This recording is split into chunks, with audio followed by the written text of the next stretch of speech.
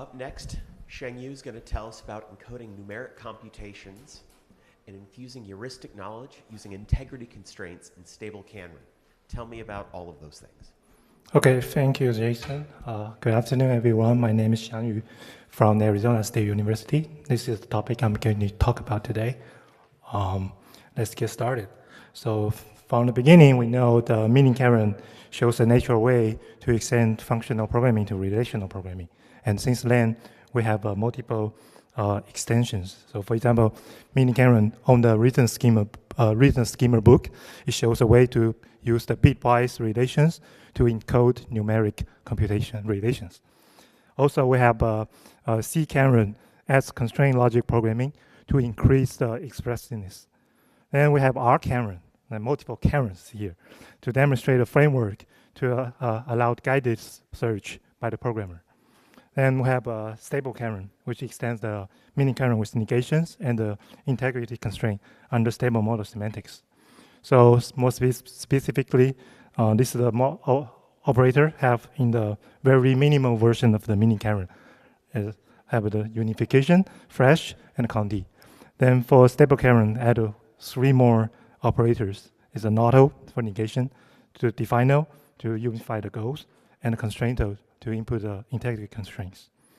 Okay, now we have all these operators. Now the question comes into how we use the about constructors to write the numeric constraints in stableKanren, just like what we did in the reason schema to have the number numeric relations, and just like the CKanrens can perform some numeric computations.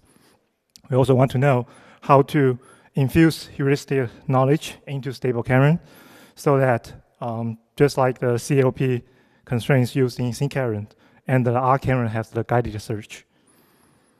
So here we use the SEND+MORE MONEY as an example to go through this project. Now we all know the foundation of relational programming is just all about symbols, okay? Then the symbols and the logic variables are unified through the unification and the resolutions. So for example, we can unify the logic variable x with cat, it's a seed. Then we'll try to do x unify with cat, then unify with dog. First, we successfully unify the x bounded to cat. Now later, we try to bound it with cat, dog. It gives us a fail. So this way, we turn unidirectional functions into the bidirectional relations. So we already see a lot of examples about like running one program back and forth, forward, backward. Examples have not spent too much time on this. So here, like symbols, it can be anything. So for example, cat and dog, some emojis, numbers like 6, 7, and 42. So when it comes to numbers, then we actually have more computations than just unifications, okay? So here is a side-by-side comparison. So for example, in the relational programming or logic programming, we have a unifications on the left-hand side. Then in the mathematics, it's just an equation, okay? So we can say, okay, symbol is symbol 2 is unified with the other symbol 2, or maybe we call it number, it's a seed. And 2 and 2, that's 2 number equal? Yes, true. And same thing for like 2, 3, it is the case. Now, how about we have the numeric computations? For example, right now, if we have operators like plus and minus to use with like equation or we call it unifications, okay? 3 plus 2 equals 5. So this is the math definition, it's true. How about 3 is symbol plus symbol 2 unified with 5. This will be failed under the unification algorithm because it's like on the left-hand side, we have 3 symbols, 3 plus and 2. It's definitely not the same as the symbol on the right-hand side. So adding numerics computation to this relational language is not quite straightforward. And it's mainly one of the reasons like, okay, CPU is unidirectional. Computing numbers as a function like take input, produce output. If we have a relational CPU, okay, we're happy now. Hardware people things. Now, so since we don't have this relational CPU, there are 3 approaches to support numeric computations. The first one, let's build a relational CPU. Second one, we're converting things into symbols. Third one, we're creating a constraint store. So first thing, like we're building a relational CPU is basically, okay, we have turning functions computing hardware into a relational things, right? Then converting into a symbols is like, okay, we perform the numeric computation and then convert the result into a symbol. Then the third one corresponding to, okay, now how about we impose the numeric computation as constraints on the variables and the symbols. Now we back to like, okay, the simple things like, see, only the unification and the equation, and no more other operators we needed. So some related work. First, let's build a relational CPU. It's actually mentioned on the recent schema books. So it proposed the bitwise relations to simulate a relational CPU. We need to represent the numbers. So all the numbers are represented as the list of the reversed binary bits. For example, the 19 will have the representation like 11001. So this is called the reversed binary bits because the first element is actually the lowest bits. So from here, like we can have the unit direction. We can turn the unit direction functions XOR into the bidirectional relations XOR. Similar to the relations we can define for the AND, and we use XOR and AND to build a half adder and a full adder, just like we learn from the computer architecture how we build a modern CPU in the same manners. So this is one of the example definition of the XOR on the recent schema books. So we have like 4 kind of the bit operations combinations together, and based on each one, we have 4 two-stable outcomes. It's encoded everything here. Okay. Now the next approach is like we're converting into symbols.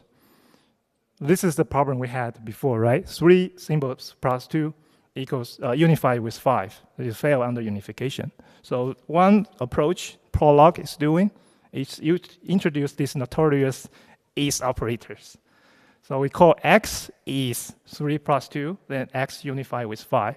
Now this time it will succeed because the operator is actually performing the numeric computation, doing the plus operations, then convert the result into symbols. Now we can unify the things together. But it comes with the cost. As the downside is like, okay, this operator is impure. This impure operator make the logic programming is no more relational. Okay, so this is one example of the program written in the Prolog. So for example, we have a plus x, y, x, z. We say, okay, z1 is the x plus y, then unify these two, z1 and z together. So we can do first, okay, we verify the things 1 plus 2 is 3. Is that right? It's true. Okay. Second one, what's the outcome of 1 plus 2? It's 3, s unified with 3. How about this? 1 plus something is 3. So under these settings, Prolog give us an error. Oh, I cannot handle this. Same thing like, okay, what's the 1 plus something equals to something? Prolog still cannot do that. Now comes to the third approach, is we're creating a constraint store. Like I mentioned before, all this numeric computation can be converted to constraints and imposed on the variables or the logic values or the symbols or the variables. So this is the issue we want to tackle. So in constraint logic programming, we impose the numeric computations on variables or symbols as constraints. So in this case, the constraints are maintained internally and evaluated at the end. So this is a new operator they introduced, the pound equal. So x pound equals 3 plus 2, and x unified with 5. In this case, it will support some features we want. So same thing, same program, but we use the CLP operator, pound equal here. First, still returns true. Second one, still s unified with 3. Now we ask like a 1 plus something equals 3 is able to find out, okay, r needs to be unified with 2. And something, 1 plus something is 1 plus r is s, it returns as like, okay, 1 plus r pound equal s. So in this case, like we need to do additional, like specify the domain to it. So for example, CLP FD, we need to say r in some certain range of variables, then s in something, and give you a more detailed result. Same thing for the last examples, like QRS, all variables. Okay, so now there's the variable constraints and integrity constraints. So variable constraint we have seen before in the CLP, it basically allows the numeric constraints on relational variables. Okay, there's the CKaren uses the CLP scheme to introduce new operators like in to specify the domain, in FD, plus FD, and the not equal FD, etc. in CKanren. In addition to variable constraints, there's another options we can do that called integrity constraint. Basically, integrity constraint controls the outcome of the relational goal. So notice the difference here. One is like we impose the constraint whatever on the variables. This one, we basically checking the goals. StableKanren introduced this new operator called constraint. Both approach will enable solving the combinatorial search problems. So on the left-hand side, we have here we use the n-queen problem to identify the make sure the diagonal queens that do not attack each other. So on the left-hand side is the CKanren's approach. So here, like I said, we basically just still impose all the constraints on these variables, and we will refine these constraints later. On the right-hand side, we have a StableKanren version of this diagonal check in n-queen's problem. So I will go into this in more detail from here. Some preliminaries. So behind the StableKanren's approach, basically it's used the generating and the eliminating combinations approach. So this integrity constraints needs to be combined with the negations in normal programs to enable new declarative programs. So here I'm not showing a mathematical definition for normal programs, just to save some time. And so here, the main idea is like, okay, we can generate a combination using the even loops and the negations in these normal programs. And we eliminate the combinations using integrity constraint. So basically, integrity constraint is an odd loops. So here's one examples. We start from the very basic version of propositional logic to have binary choices. So here we have pick. If we pick something, and it's not free. Or if this thing we didn't pick it, it's free, so we didn't pick it, right? So this is the what we call even loops over the negations. So we can only have one thing to be true at a time, either pick or free. And so in this case, we have the binary choices. So extended it a little bit. So we introduce the variables here. It becoming a predicate logic. Now we can have like pick something if it's not being picking, or otherwise it's free if we're not picking it, right? But here is one problem, like, okay, this X, there's no domain. In CLPFD, we have the in keywords to specify the domain for it. So how can we get a domain to this? So we actually getting the domain through the facts. So we can give a bunch of numbers. So for example, we say X is a range of numbers. So we can define multiple numbers. Number can be 1, 2, and 3.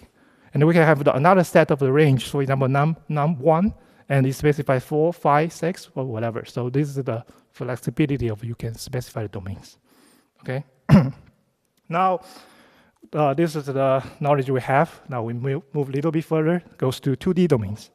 So for 2D, basically we pick X and Y on the chessboard, right? X by Y. So the domain of the X, domain of the Y, we specify here. This is the even loops to generate all the combinations.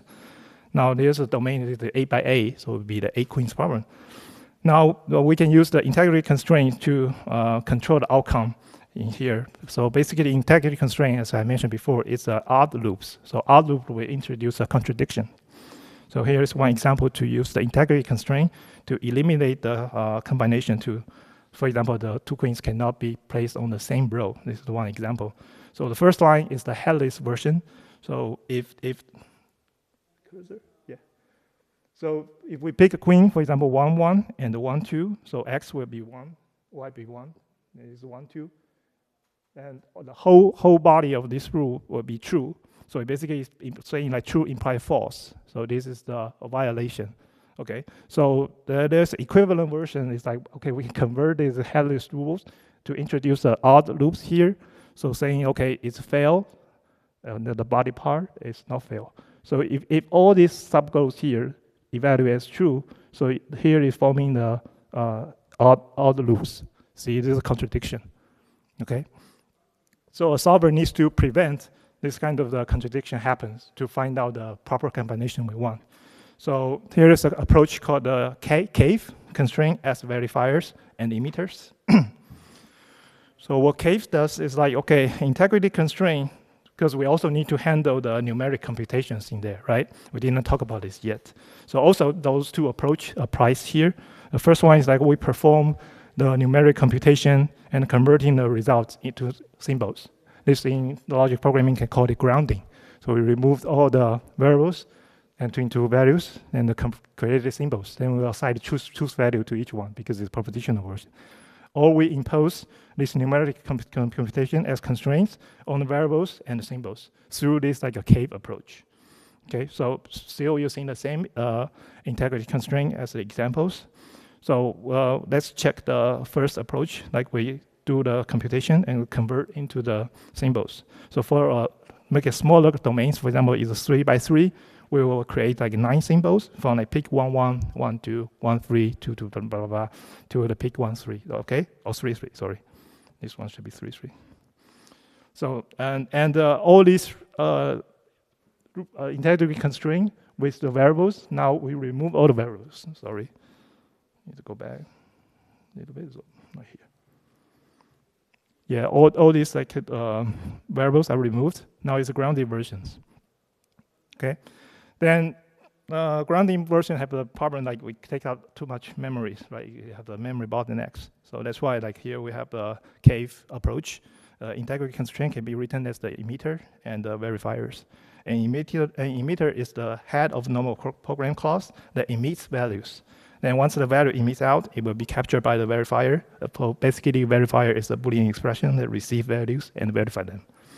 So for example, here in the unquenched problem, like, okay, we have 3 emitters, pick, free, and the none, right? Or the head of the class.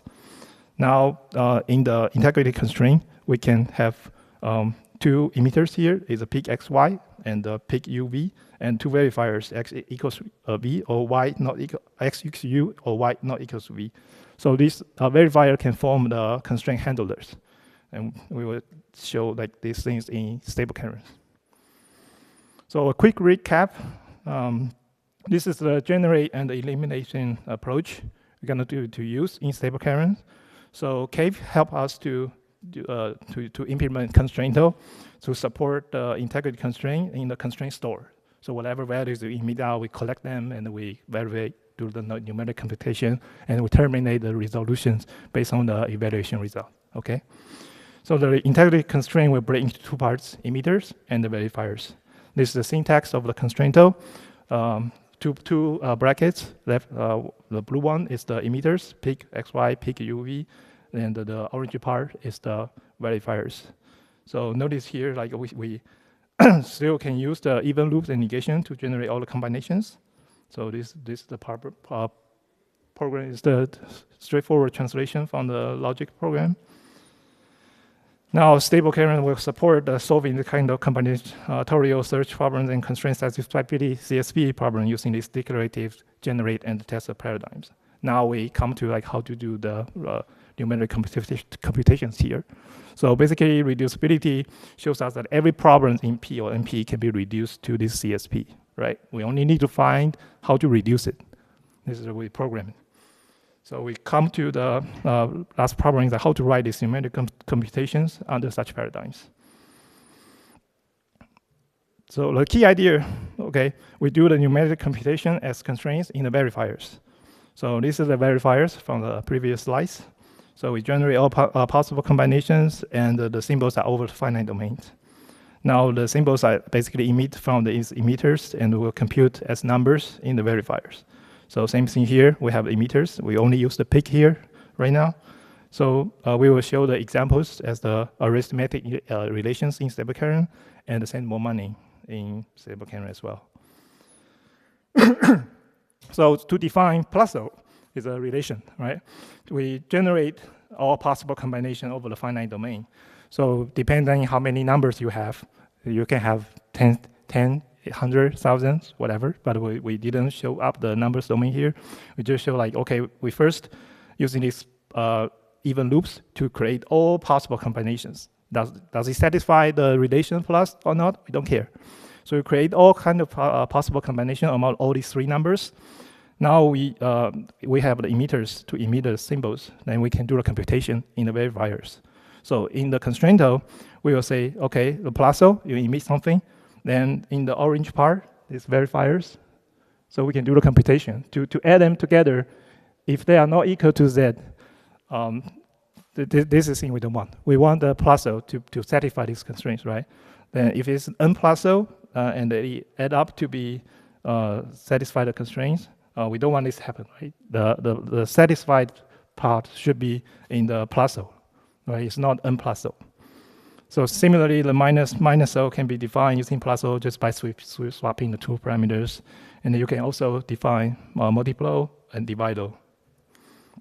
Now come to the SEND+MORE MONEY examples. So this puzzle requires choosing different single-digit numbers from each letters to satisfy the equation, and no leading zeros are allowed. So to begin with, okay, we do the same thing. We generate all possible combinations. So we have 8 letters. We have 10 digits over these finite domains. Okay, so we can say we have assigned each letters with the values, or we are not assigned this letter with the values, right? So this assign, no assign part. Now, this is the additional constraint to make sure, like, okay, each letters will get 1 digit of values, and each values does not assign to multiple digits. So this part I will not explain this in too much details. The important part is like, okay, how do we check the equation, like SEND plus more equals money? So same thing here. We have emitters. We want to do the numeric computation in the verifiers. So in the constraint, first we have like 8 emitters, right? We will assign letter S with some value, E and D or something with some values, right? Then in the verifiers, we do all these kinds of computations. We give each letters a weight. So for example, S give a weight of 1,000, E is 100, N is 10, D is 1. Okay, and converting to the numbers, and we see if they satisfy these equations. Okay, so we run the queries. The query would take like more than an hour to find one answers, which is not ideal for these kinds of small puzzles. Now comes to the second part of this talk. It is like, how can we infuse heuristic knowledge to speed it up? The overview is like, okay, because right now stableKanren still use the brute force to perform the BFS. There's no heuristic embedded into it yet. And this search domain size is 2 to the power 8. Okay, so we will gradually apply this kind of guided search techniques to using this technique like query variables reordering, break a big constraint into smaller constraints, identify critical emitters. In this way, we can reduce the solving time to less than 20 seconds. And we also demonstrate a hybrid solving approach that utilize the external Oracle verifier to further reduce the solving times. So let's get started. First one is the variables reordering. So to make it easier, every things run in the query.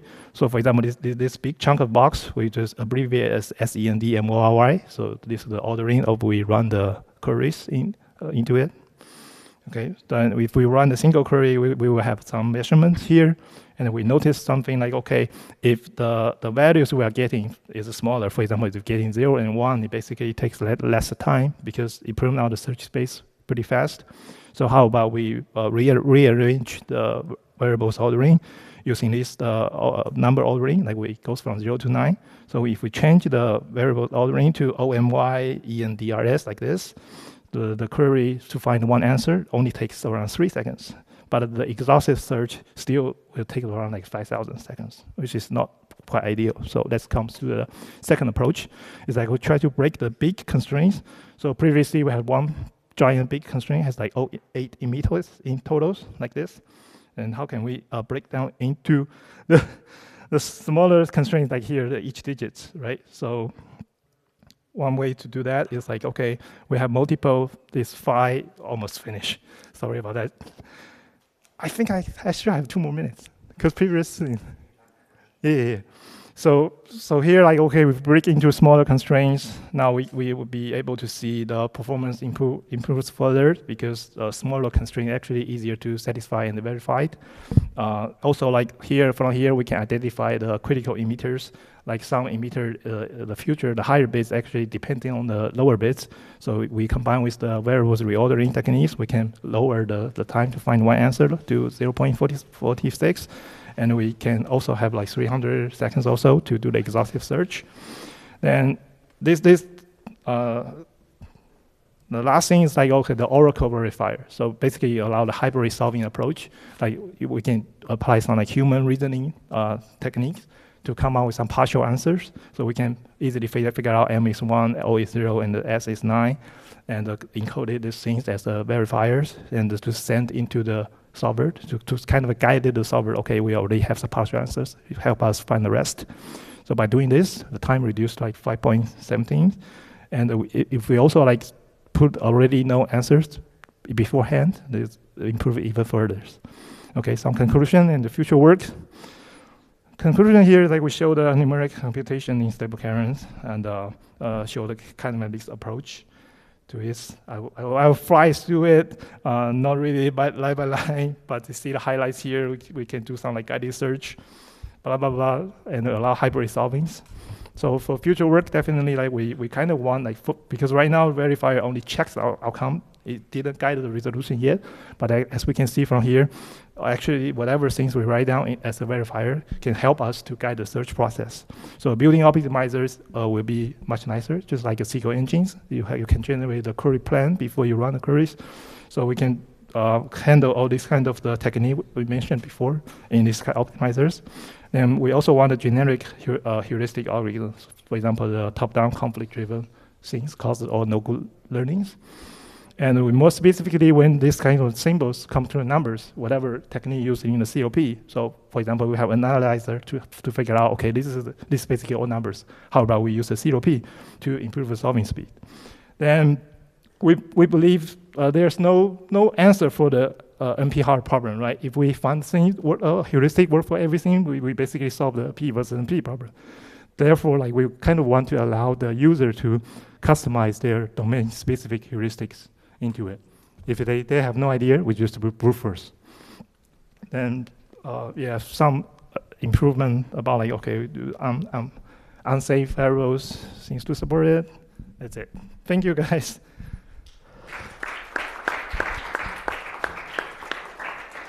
All right. I'm sorry we had to abbreviate the last bit of that, and we don't really have time for questions in this session, but luckily we've got a coffee break. So this would be a good time to continue asking Xiangyu about the rest of that work or any questions you might have. We'll be back in, I think, 30 minutes. Cool. All right.